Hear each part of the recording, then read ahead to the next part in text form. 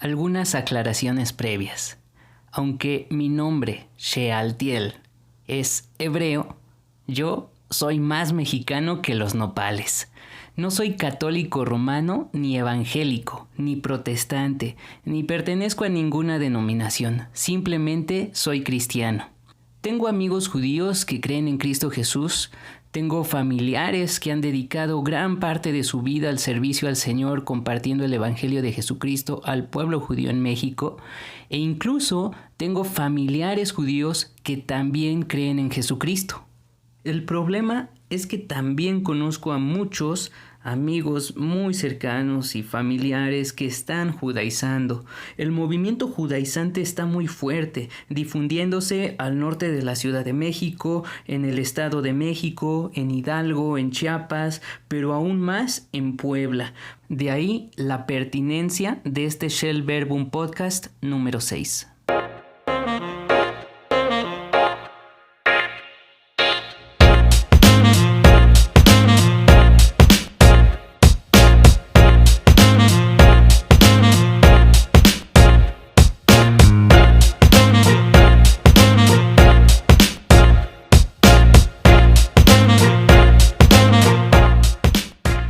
El Evangelio es poder de Dios para salvación a todo aquel que cree, al judío primeramente y también al griego. Leemos en Romanos 1:16. El Evangelio es para todos y de acuerdo a Gálatas 3:28, ya no hay judío ni griego, no hay esclavo ni libre, no hay varón ni mujer, porque todos son uno en Cristo Jesús. Lo que comparto a continuación se debe a que algunos amigos míos, mexicanos también, que en algún momento profesaron su fe en Cristo Jesús, se han vuelto a un cuasi judaísmo. He visto cómo su conversión ha sido gradual a lo largo de casi un año y ahora alientan a otros a hacer lo mismo. Comparto esto con gran pesar por los cristianos que se han dejado arrastrar por no estar firmes en la fe y también con coraje contra estos falsos maestros que los han engañado con su supuesto conocimiento superior, igual que lo hicieron aquellos judaizantes en Galacia. A los creyentes de esa región, el apóstol Pablo les escribió una carta, debido a que habían aceptado a maestros que los perturbaban y querían pervertir el evangelio de Cristo. Los habían fascinado, los estorbaban para que no obedecieran a la verdad y los persuadían con sus enseñanzas. De manera similar, hoy tenemos pseudo-judaizantes entre nosotros, en nuestras propias iglesias. Por ello, apunto a continuación algunas características de estos falsos maestros y de sus enseñanzas, a fin de que puedas identificarlos fácilmente y no cedas a sus engaños, y también puedas alertar a otros. Pudiera ser que observes unos cuantos aspectos aislados en algún líder y quizá no sea un falso maestro, tan solo un indocto que ha fallado en estudiar la escritura. Sin embargo, si varias o todas estas características se presentan, cuidado. 1. No son judíos. A diferencia de los maestros en Galacia, que verdaderamente eran judíos, estos que proclaman hoy un judaísmo no lo son.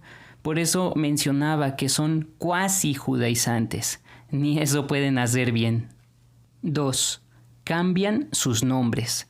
Reniegan de sus nombres, como Juan, Pedro, María, Carlos, etc. Y se los cambian por la pronunciación hebrea o de plano se los inventan, como Kefas ben Pedraza, Itzhak Hernández o Dan ben Abraham. Ya no quieren que los llamen con su nombre anterior, sino que se presentan con sus nombres judíos, aunque son pocos los que cambian su nombre legalmente. 3. Se inventan sus genealogías. Para justificarse y jactarse, indagan, entre comillas, en su historia familiar y resulta que no son zapotecos, ni mixtecos, ni aztecas, ni mayas, sino judíos sefaradí o askenazi, según sea su aspiración. 4. Usan kipá o yarmulke para hacer notar que son judíos. Incluso algunos se dejan crecer la barba larga, si acaso les sale, o bucles, los peot, Los cairelitos que cuelgan de la sien. 5. Al leer o citar la Biblia emplean los nombres hebreos. Por ejemplo, ya no se refieren a Dios sino a Adonai, el Señor, o a Hashem, el nombre. Si escriben en inglés ponen una G, un guión y la D para no escribir la palabra completa God. O si es en español, escriben D-OS. Supuestamente por lo sagrado del nombre de Dios. No dicen Pablo, sino Shaul, ni Pedro, sino Kefas, ni Santiago, sino Jacob, y así se la van con los nombres de la Biblia. En vez de Jesucristo, dicen Yeshua HaMashiach.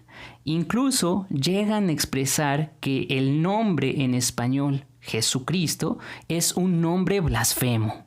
6. Denuncian que las Biblias en español son corruptas. Alegan y alegan que las traducciones son incorrectas, distorsionadas por los cristianos a lo largo de la historia. Con ello, quitan toda autoridad de la escritura para el creyente, y lo que queda, obviamente, son sus propias enseñanzas. 7. Insisten en que los originales del Nuevo Testamento fueron escritos en hebreo. Según ellos, los manuscritos que se tienen en griego son meramente traducciones, por lo que, dicen ellos, debemos regresar a las raíces hebreas. Y así se da paso a todo tipo de especulaciones. Tal es el caso de su sacrosanto libro llamado El Código Real, que es, según ellos, el texto original. 8. Hacen énfasis en la Torá.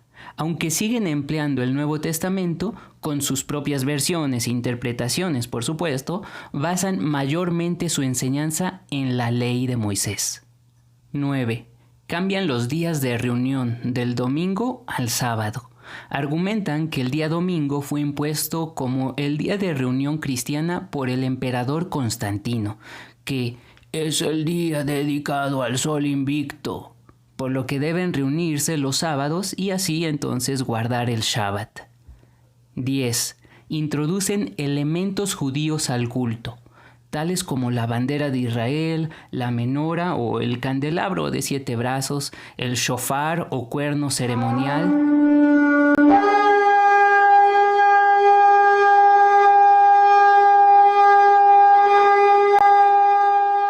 Algunos emplean el tefilín o filacteria, se cubren la cabeza y se emocionan con disquedanzas judías.